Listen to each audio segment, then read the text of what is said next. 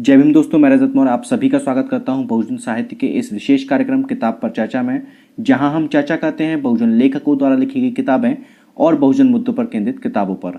आज के इस वीडियो में हम लोग बात करेंगे राजीव पटेल सर द्वारा लिखी गई किताब वैदिक युग का घालमेल की।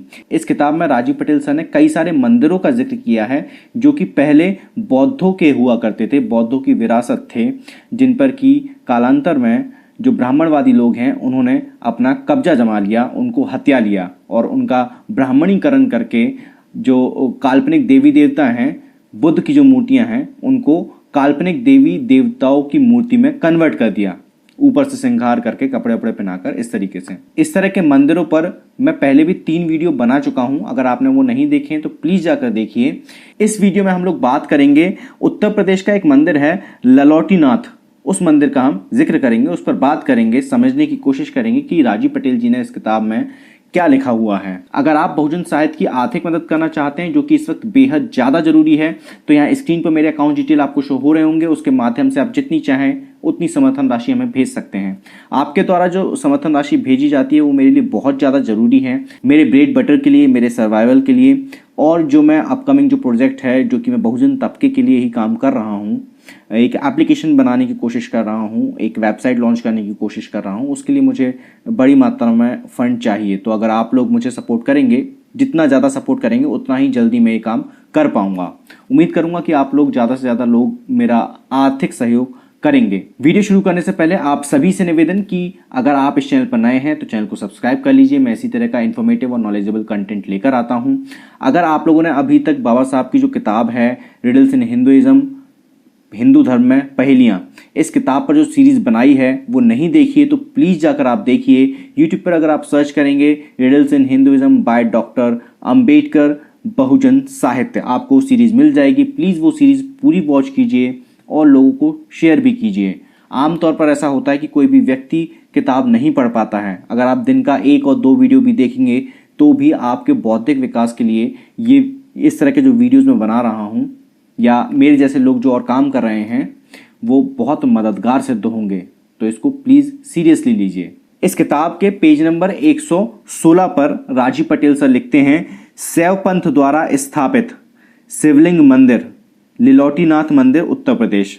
लिलौटीनाथ का शिव मंदिर उत्तर प्रदेश के लखीमपुर जिले से 9 किलोमीटर की दूरी पर शारदा नगर में अवस्थित है, यानी कि शारदा नगर में यह मंदिर बना हुआ है।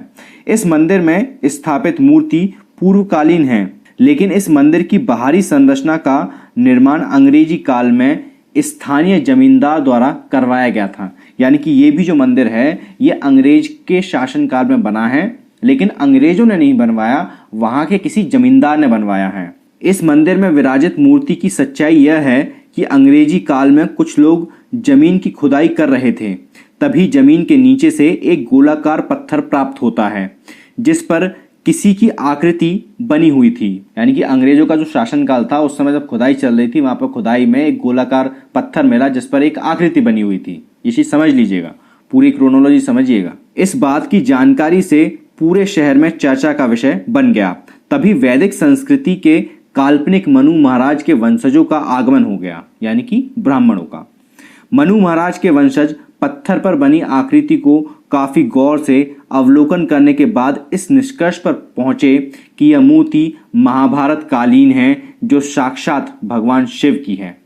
मतलब सिर्फ देख के ही उन्होंने महाभारत कालीन बता दी। उसके लिए कोई भी साइंटिफिक टेम्परामेंट का इस्तेमाल नहीं किया गया होगा, क्योंकि उस समय ये जो कार्बन डेटिंग है या फिर समय का पता लगाना कि कितने साल, कितने वर्ष, कितने सैकड़ों साल पुरानी कोई मूर्ति है या पत्थर है, ईंट है, उस समय की जो तकनीक थी वो कम विकसित थी, अब काफी ज्यादा विकसित हो चुकी है। इस शिव मंदिर को मुगल काल में किसी मुगल सम्राट ने नष्ट कर दिया होगा, जिसकी वजह से उस मंदिर में विराजित शिव भगवान जमीन के अंदर दब गए होंगे। लेकिन मनु वंशजों द्वारा बताई गई सभी बातों को भारत के वैदिक अनुयायी लोग भी सुन रहे थे। तो आप जब भी ये चीज देखेंगे ना कि कहीं पर कोई गड़ी हुई मूर्ति मिल रही है और अगर वहां पर गुंजाइश है कि वो मूर्ति किसी भी तरीके से वैदिक धर्म को मानने वाले लोग अपने अलौकिक, काल्पनिक, परलौकिक भगवानों से जोड़ दें, तो वहां पर मुस्लिमों का, इस्लाम का एंगल जरूर फिट किया जाता है, ताकि एक जोश भरा जा सके जो तथाकथित जो हिंदू हैं उनके अंदर। और जब हिंदुओं की बात की जा रही है तो ये चीज़ हमेशा याद रखिएगा कि जोश जब भी भरा जाता है तो वो SC ST और OBC के लोग होते हैं, विशेष रूप से OBC के लोग होते हैं। वैदिक अनुयायियों का तो मानो महाभारत काल के विलुप्त सिख भगवान मिल गए। वे लोग अपनी इस खुशी के आगे उस मनुपुत्र से यह भी पूछना भूल गए कि ज्ञानी महोदय, मुगल काल से पूर्व भी भारत का स्वर्ण काल था।